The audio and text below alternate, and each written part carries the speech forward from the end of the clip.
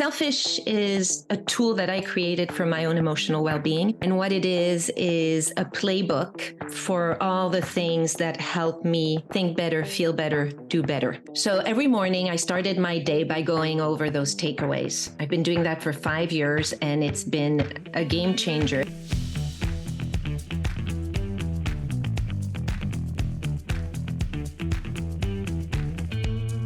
This is the Mentors and Moguls podcast with Heather R. Stone. Welcome to the Mentors and Moguls podcast. I'm your host, Heather Stone, and we have an exceptional guest today. She is a friend of mine, a returning guest, and a phenomenal speaker, actress, and talent. Please welcome Stephanie Szostak. Hello, Stephanie. How are you? Hi, Heather. Thanks for having me. Absolutely. Well, I'm excited. We've had you on the podcast previously talking a little bit about your career and all of the fabulous things you've done and all of the movies that you've been in, the A-listers that you've been co-starring with. But today we're talking about something a little bit closer to your heart. You've got a new book out and a new project called Selfish. And I really am excited to share this with the listeners. Tell me a little bit about Selfish. Why did you want to do this project and what does this mean to you? I know that's a big ask, but let's start at the very beginning. How did you come about creating Selfish and what is the purpose? Selfish is a tool that I created for my own emotional well-being. And what it is a playbook for all the things that help me think better, feel better, do better. I call it a playbook, but it's really an album in my phone. The reason I created this was because I got tired of, learning new tools and then forgetting these tools, of reading books and highlighting the books. And then the book would go on the bookshelf. And 3 weeks later, I couldn't tell you what was the message of the book that really inspired me, that I thought was going to change my life. So I created a playbook. I put all these takeaways from it, whether it's books, podcasts, or a retreat, or a session with a therapist. And every morning, and also acting, a lot of it was came because when I would go on set, I would struggle with negative inner dialogue or unproductive inner dialogue. So every morning I started my day by going over those takeaways. And I've been doing that for 5 years, and it's been a game changer. It's helped me not only set the tone for the day, but also little by little really let these takeaways, these pearls of wisdom, become more habitual thoughts and, help me change over time, progress a little bit. Well, I think it's a fantastic idea. I think it's so needed in our society today because this project not only helps, let's say, someone at home that's struggling with confidence, struggling with getting their self-esteem back, struggling with staying on the right track if you were perhaps dealing with addiction, anything like that. And like you said, if you're going out to an interview or you're going out for a part or a role and you're feeling overwhelmed or imposter syndrome, I've looked through it and I've listened to everything that it can present and help someone with and recall. And I think it is probably one of the best tools out there that someone can instantly put themselves back in the frame of mind of, I've got this. This is who I am. This is what I'm all about. And I can walk through this with a lot more confidence in about 3 minutes or less, right?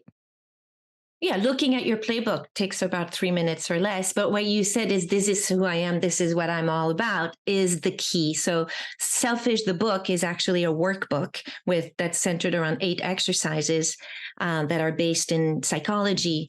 And I'm not telling you what to put in your playbook. You're going through these exercises and being, prompted with questions that are not overwhelming, because sometimes if we say to ourselves, what's my purpose, or what are my values, or those questions can be daunting.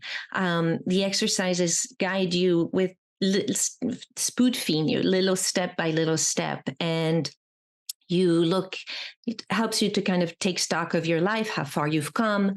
And each answer to your exercise will help you create your playbook. So it's helpful for people who are struggling, like you said, but I think it's also helpful for, um, we all have our unique journeys and our unique goals. It's helpful for anyone to just um, get our focus back on what serves us well.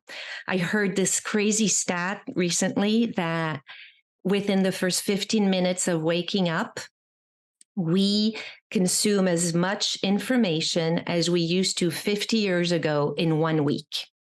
Oh my gosh. Yes, Okay. through our phones. Through our phones. And what that does is that it makes it harder and harder for us to go through all this information and grab on to what serves us well and what doesn't serve us well. So, I think we've all felt this thing where you feel like your mind's been hijacked, whether it's by the scary news or the to-do list of the day or somebody's comment in an email or on Instagram. And it's easy to get like tangled into that. And so having a playbook is just like, oh, right, this is what serves me well. These are my goals. This is what I want to focus on. And when we do that, I think we're of better value to ourselves and to others around us. Yes, I think the bombardment of information and opinions is what we didn't have. We didn't have as children growing up because we didn't have all the social media platforms that are right there next to our beds. And we pick that up and we just want to check one thing and then you go down the rabbit hole. I've done that many times and it really does throw off your day. Yes. It does. It does. Well, you were so kind. You came to one of our retreats and you spoke to the women. I have an annual retreat we do in January where we set our intentions and everyone pretty much turns off their phones for 5 days and focuses on themselves to get re-energized, refocused, and rejuvenated. And you were lovely giving a great talk, a great inspirational talk, and you were very vulnerable and shared a few stories with us. Do you have a story or an instance that you'd like to share with us, perhaps during an audition process, that would kind of illustrate how that playbook kind of came into clear focus for you, saying, this is what I need to create? Yes.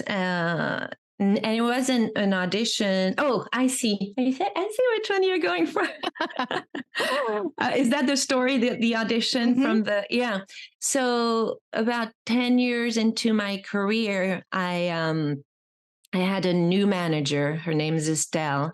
And just like Joey's agent and friends, Estelle's amazing. And Estelle opened up doors for me and she sent me to Los Angeles. And I auditioned, the first 10 years were hard. I was really struggling to get parts. And all of a sudden, there I was. I auditioned for Clint Eastwood's movie, and it was to play the role of a French girl across Matt Damon. I loved the script. It was about life after death. That resonates with me. And I did super well in the audition, and I found out that it was down to two people, Cécile de France, a French movie star, and then me. So I was really excited and I was ready to go back to New York City. And Estelle called and said, there's a last minute audition for this movie. Can you change your flight? And I was like, sure. And the movie was called Dinner for Schmucks. And I read, it was with Steve Carell and Paul Rudd, directed by Jay Roach. I was like, oh my God, amazing. Then I read the script and I was like, oh my God, it's a French remake of Dîner de Con, which is like one of our greatest comedies. And so I was like, yeah, fine, I'll go to the audition. But really, all I was thinking about was Clint Eastwood's script. And so when I went to that audition, what I like to say is I was less prepared and I really unintentionally let go of trying to do it the perfect way, because I had something else going on. I was more myself and I improvised. I changed the lines around.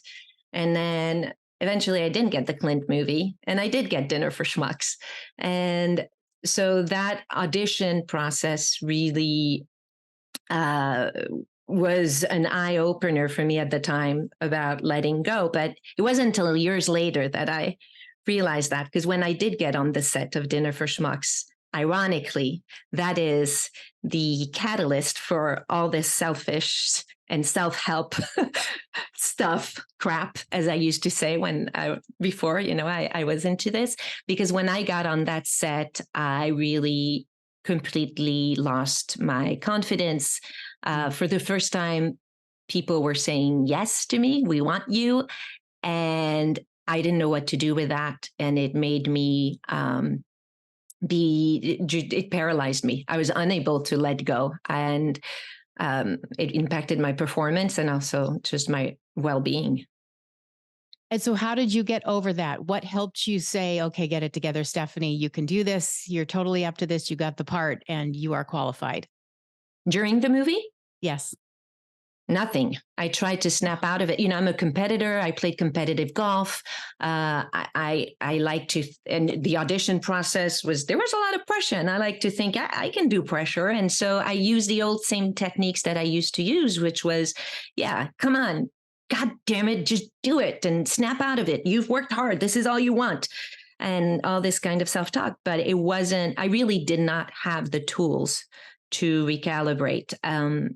I think the stage was so big that my body physically was impacted, heart racing, my legs weren't stable, my mind was racing. I didn't have principles, I didn't have tools to calm me down. That self-dialogue was empty. I didn't believe it. So I could repeat that to myself as much as I wanted. It didn't do anything. What I learned later is, even if I had followed it up with, you've worked hard, you did this, this, and this, and have something from my life that, yes, I have worked hard. But I think it was all for good reason. It pushed me to eventually do all this work that changed my perspective in life. Right. Well, now you've created this. I think it's fantastic. So when I hear a quote that I love, I'll write it down. I'll keep it on my desk for a while, or I'll put it in my phone. But you're right. I need it collected all in one spot. So when I'm in that moment of crisis or in need of something good to fortify my brain and fortify my confidence or fortify myself, it's a perfect answer. The perfect solution is in Selfish. So you've got the workbook, which is fantastic. You've got an app that you're working on, correct? Can you share a little bit about the app, when we might be seeing that, and tell us a little bit about that? Yeah, the app was really what I was looking to create all along, because I wanted it for myself. So the app will hopefully make it easier for people to collect all these nuggets of gold, and create their playbook, and then hit play and watch it as a slideshow with music. The app hopefully will be available soon after the book. The book comes out October 10th.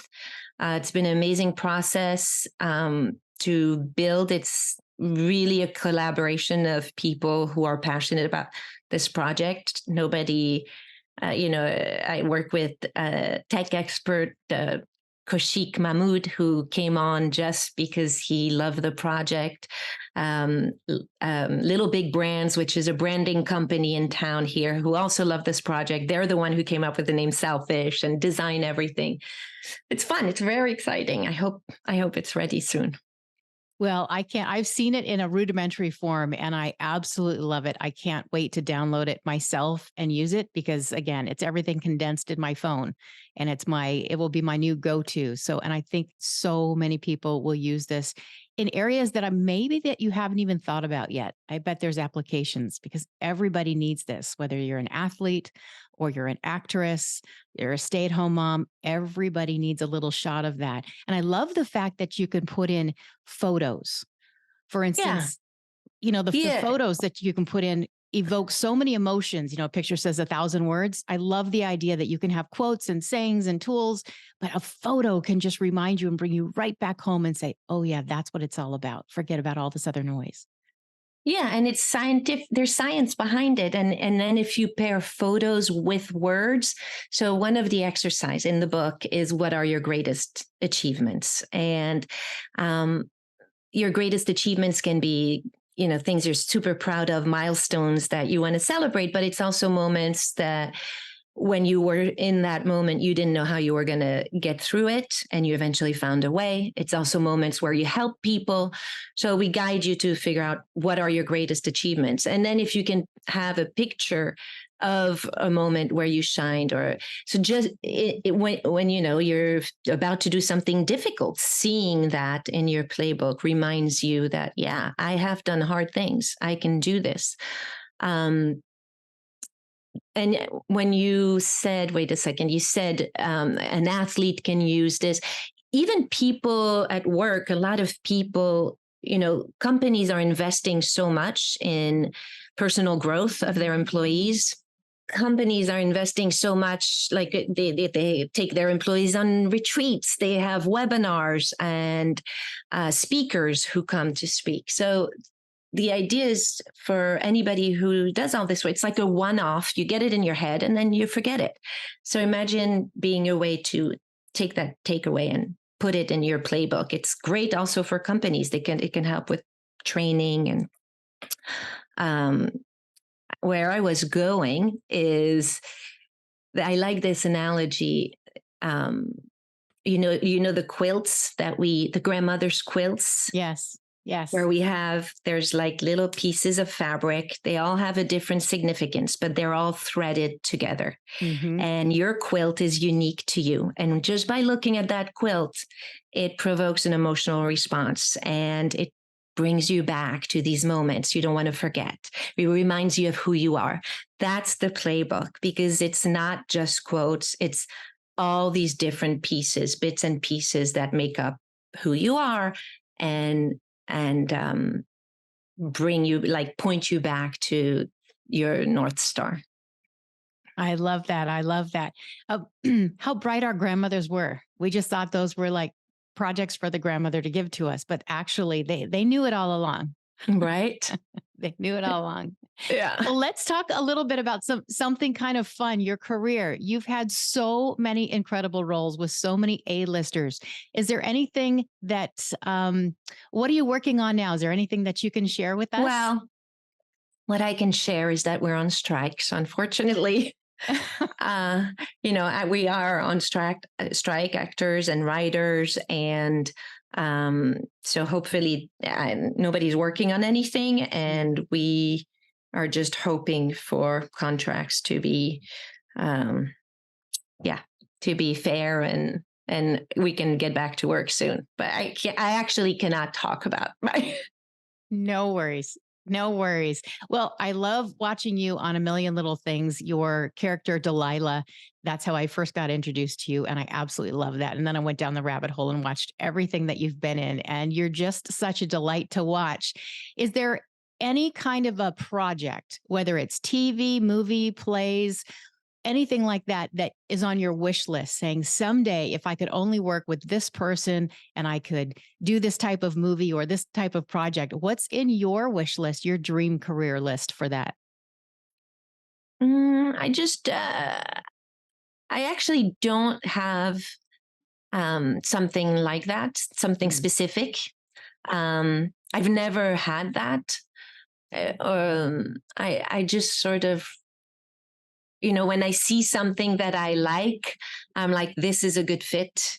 And that's thrilling. I could have never imagined some of the things that I loved doing. They would have never been on my wish list. So, I don't really like action movies, and yet Iron Man 3 is one of my most amazing experience. So yeah, Who knew? I'm opened.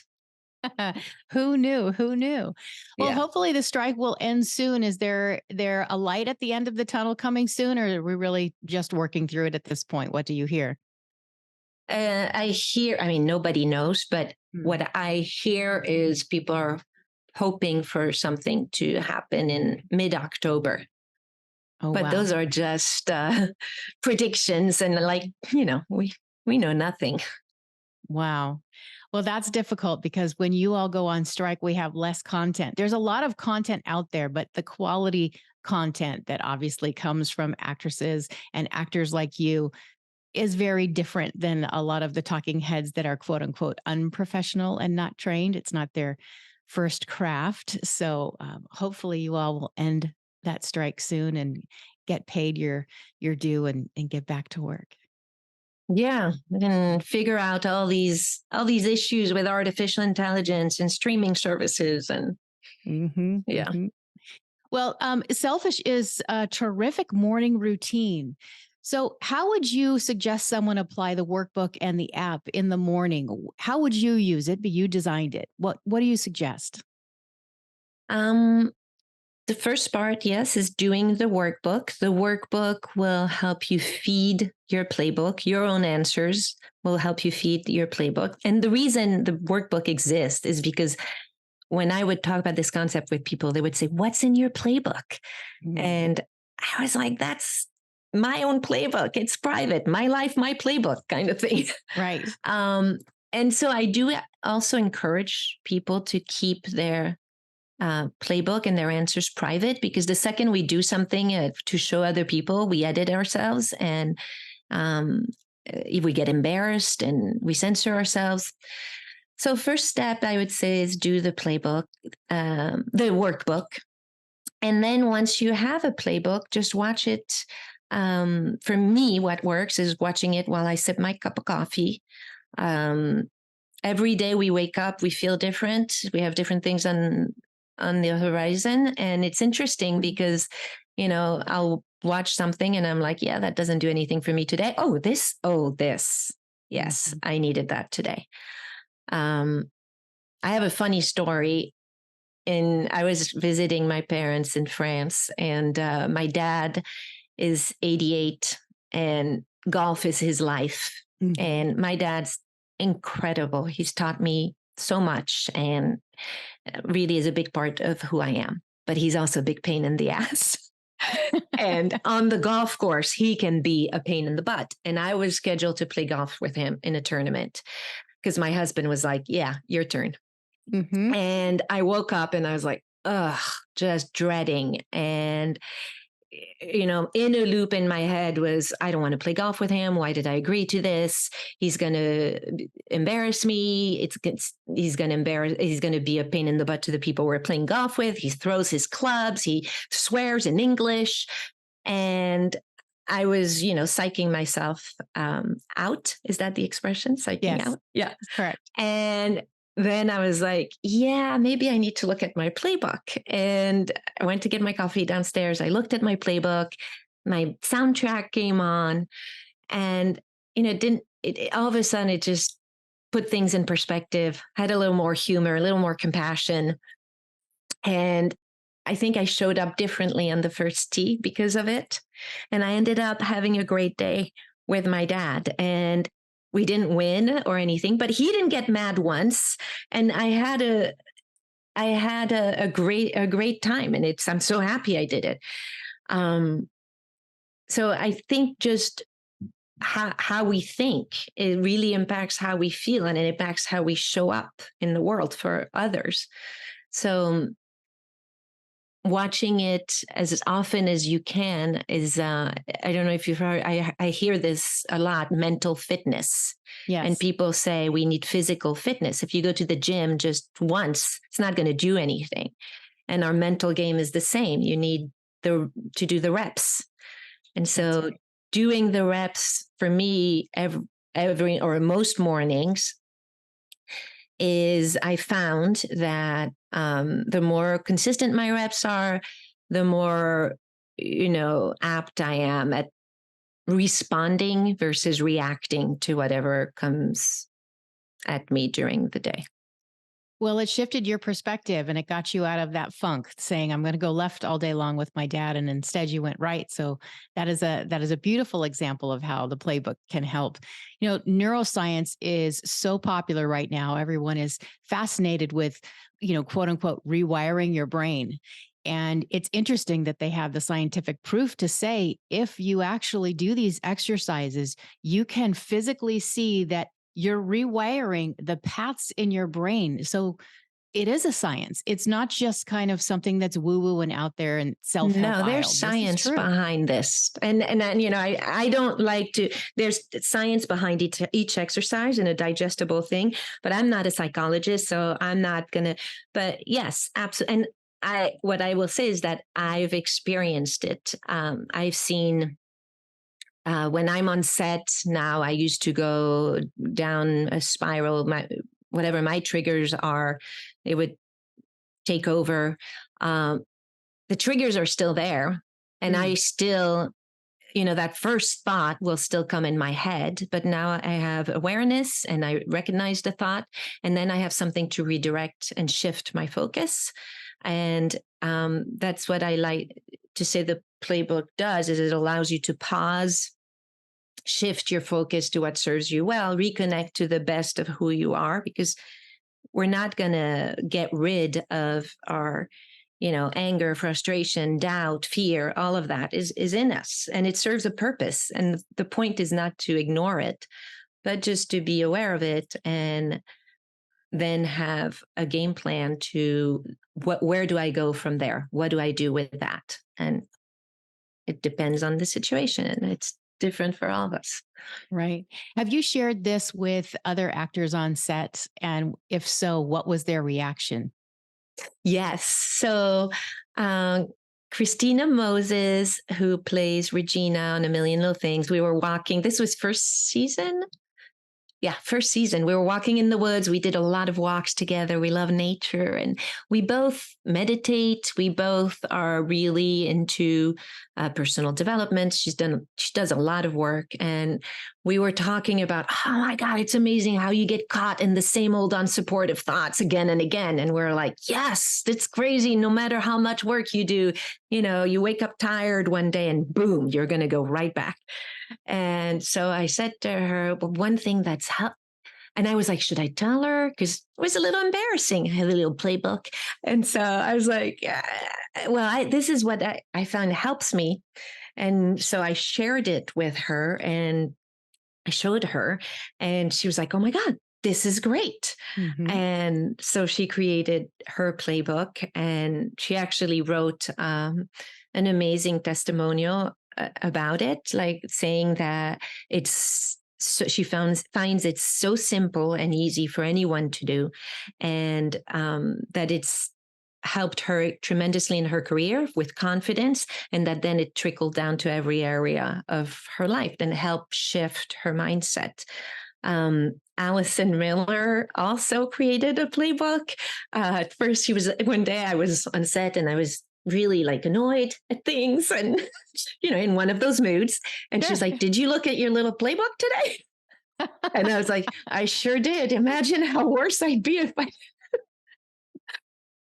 But she also created one. And Lizzie Green, who plays my daughter, uh, before auditions, a lot of times she'll call me and I help her. I send her things, and so she took some of those reminders and takeaways for acting and created. And that is the most encouraging. I think that's what really drives me to come out and talk about this. Hmm. Even, you know, I am not an expert. I'm a work in progress. I'm a student. It's uncomfortable because I certainly don't have it all figured out, but seeing how so many people that I know have used it, and use it and how it's helped them, um, really drives me to hopefully make it more available to other people. Well, I don't know. I can't think of any because I've taken months to think about this. I can't think of anyone that couldn't benefit from using this. I don't care how educated, how sophisticated, or how basic you think about things. This, because you create it for yourself, the framework is there to basically fortify anybody's morning ritual or anybody's self confidence booster, or even to calm down when you've got a trigger or something like that. I mean, we can go on and on and on. There are so many applications for this workbook, for this application, that it really is endless, don't you think? Yes, I think all of us, um, with this all this information coming at us, our number one the number one thing we can do to help ourselves is to be aware of our focus. What's our focus on? Do you remember the book Don't Sweat the Small Stuff? Yes. Yeah, and he really put it in very accessible. He had very small chapters, accessible things to focus on. And at the end, he said something about the way I can really integrate these things into my life is every morning reminding myself of my goals, my journey, what helps me get there, my purpose. So yes, it is. It's conditioning. Daily conditioning, how we think impacts how we're going to show up in the world, how we're going to feel. I also, one of the reason I do this that's very dear to my heart is I had a brother who was a heroin addict. He passed away when he was 28, and he inspires me every day. He was my hero. He was a rebel and questioned everything. But he really struggled to fit into this world, like a lot of addicts. And there is a lot of addiction in my family. I've seen people go to rehab, come out of rehab, and really be talking and feeling like they have a new they have all these tools. They're inspired. They see nature differently for the first time. Their focus is on, new things that helps them. And then I've also seen, months later, a couple years later, where is all of that? I don't see that in them anymore. And I'm like, gosh, I wish when you left rehab, you could have bottled up all these things and just watch them. Daily reminders. That's AA. Like, Yes. not only AA, but people go to church to get their weekly dose of inspiration and direction and intention. And then midweek, what happens? That's right. You forget about it. You slip back into the negative track and yes. Yes. I think it's a phenomenal tool. I didn't even think about religion, but it is a perfect platform to put all of your best quotes to keep you on track, whether it's to keep you from, you can feel your temperature rising, you're getting angry over a situation, or you need to work on forgiveness with someone else, or you need to keep your thought at a much higher level and not kind of get drugged down into the negative news that we're all bombarded with every day. I didn't even think of religion, but how perfect is that for Sunday school, for anyone? Yeah, I think a lot of religious sermons give you tools, whether it's church or temple or your yoga class with a spiritual leader. They really give us tools, and again, to help us focus on things that serve us well. And when we hear them, we're like, yes, yes. But we don't have a memory. We can't. So all these, if when you leave next time, when you leave church, write it down and create your album in your phone before the app comes, and start your playbook.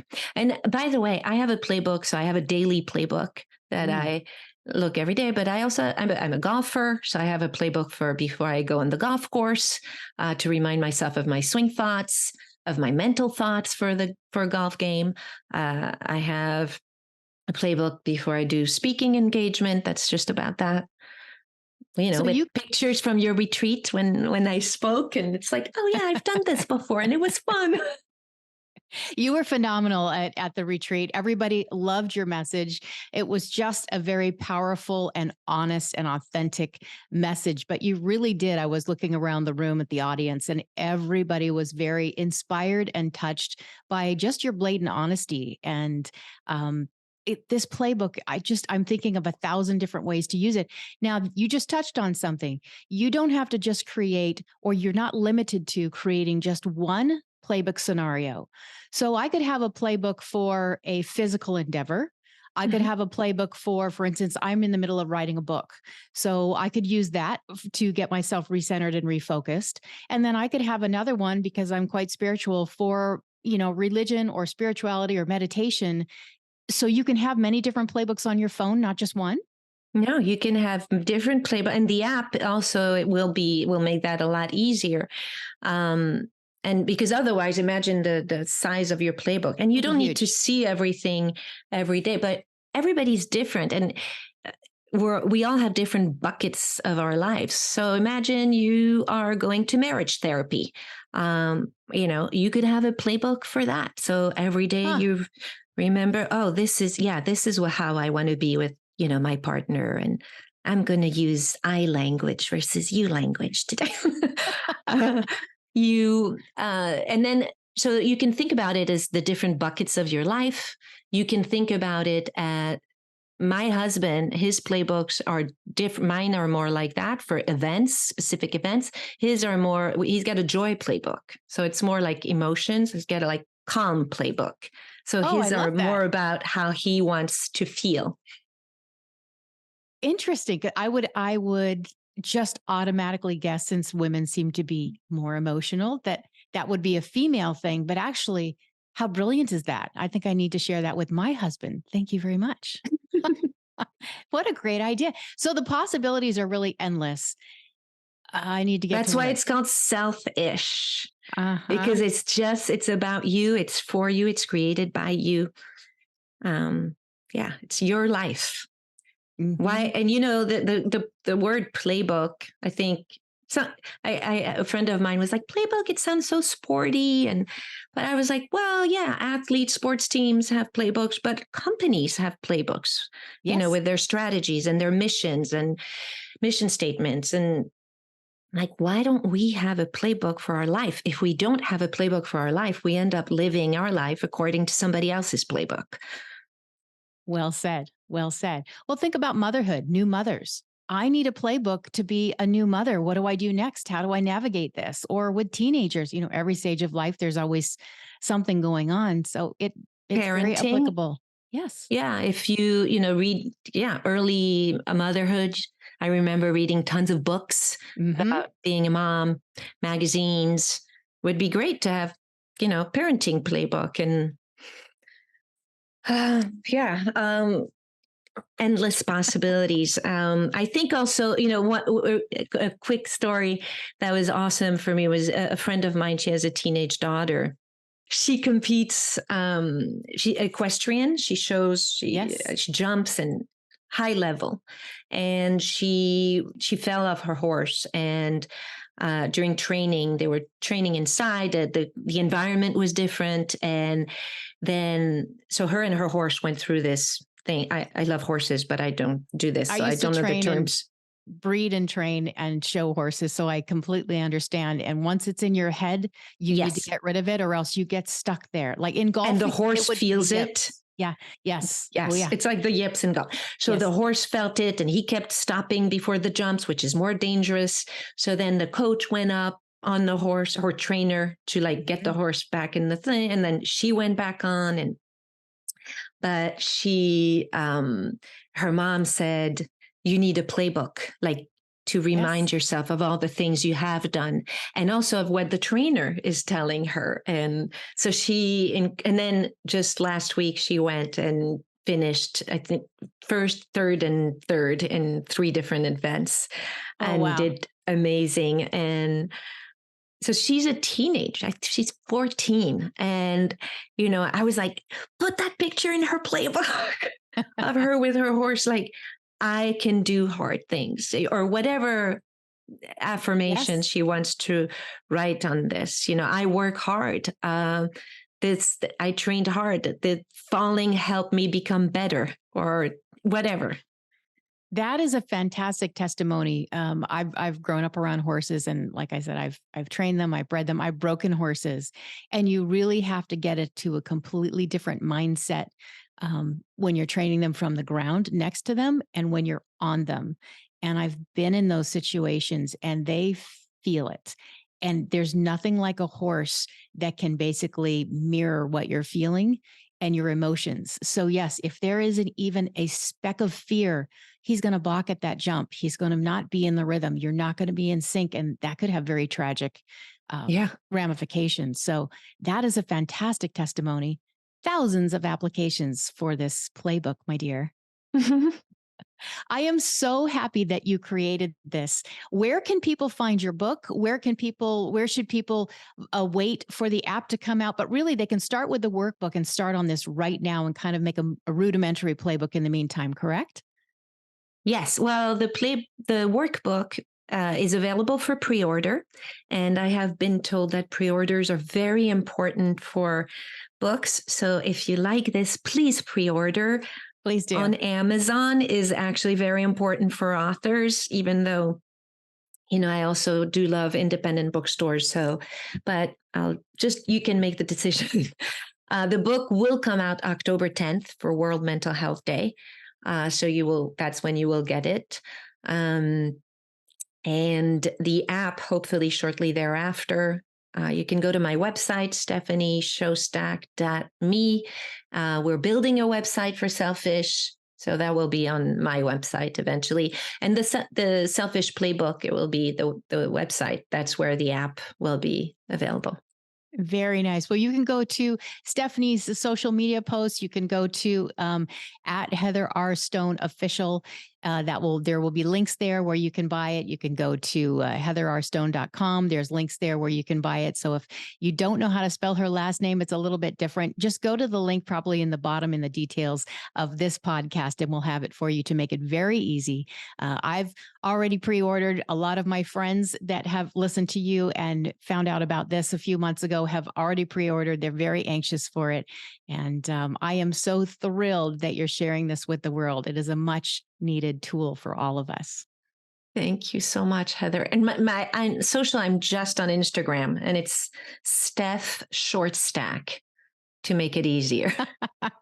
Much better, much better. Well, Yeah. go ahead and follow her, give her a like, and share this with anyone else that you think could use a little bit of her playbook idea and incorporate that into their daily routine, because in the long run, this is only going to enhance your life and make it much happier and much better and more focused. So thank you, Stephanie. Can't wait to see what you do next when the strike is over. Thank you so much, Heather. It was really fun. Thank you for joining us on this episode of the Mentors and Moguls podcast. We hope you've been inspired by the incredible stories and wisdom shared by our esteemed guest.